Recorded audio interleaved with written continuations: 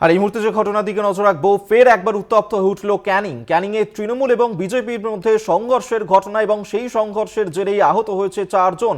ক্যানিংয়ে বিজেপির বৈঠক ছিল এবং সেই বৈঠকেই হামলার অভিযোগ উঠেছে।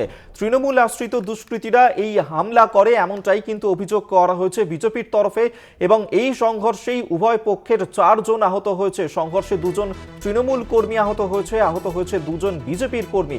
আহতরা ক্যানিং মহকুমা হাসপাতালে চিকিৎসাধীন রয়েছে এবং এই ঘটনাকে কেন্দ্র করেই উত্তপ্ত হয়ে উঠল ক্যানিং এবং ক্যানিংয়ে সেখানেই বিজেপির বৈঠক ছিল। সেই বৈঠকেই তৃণমূলের আশ্রিত দুষ্কৃতীরা তারা হামলা চালায় এমনটাই কিন্তু অভিযোগ বিজেপির। আমরা এই নিয়েই কথা বলবো। রাজু দাস এই মুহূর্তে আমাদের সঙ্গে রয়েছেন প্রতিনিধি। রাজু, ঠিক কি ঘটনা ঘটেছিল, কি অভিযোগ বিজেপির? দেখো, একে অপরের বিরুদ্ধে অভিযোগ এনেছে। একদিকে তৃণমূল কংগ্রেস দাবি করছেন তাদের কর্মী সমর্থকরা যখন বাইক নিয়ে যাচ্ছিল তখন বিজেপি আশ্রিত দুষ্কৃতীরা তাদের উপর হামলা চালায় এবং তার উভয় পক্ষের বচসা শুরু হয়। সেক্ষেত্রে উভয় পক্ষের মোট 5 জন আহত হয়েছেন এবং তাদের মধ্যে 4 জনকে গুরুতর অবস্থায় তাদের কলকাতায় স্থানান্তরিত করা হয়েছে এবং আশঙ্কাজনক অবস্থায় রয়েছেন। ঘটনার খবর পেয়ে জীবনতলা থানার পুলিশ এবং এসডিপিও ক্যানিং এর নেতৃত্বে বিশাল পুলিশ বাহিনী আসেন এবং এলাকায় যাতে আইন শৃঙ্খলার অবনতি না হয় সেদিকেই কিন্তু পুলিশ প্রশাসন নজর রেখেছে। একে অপরের বিরুদ্ধে জীবনতলা থানায় কিন্তু অভিযোগ করেছেন এবং পুলিশের পক্ষ থেকে অভিযুক্তদের খোঁজে তল্লাশি চালানো হচ্ছে। এখনো পর্যন্ত কাউকে গ্রেপ্তার বা আটক করা সম্ভব হয়নি। রাজু, কি পরিস্থিতি এই মুহূর্তে সেখানে? এখনো পর্যন্ত পুলিশ তারা কি বলছে?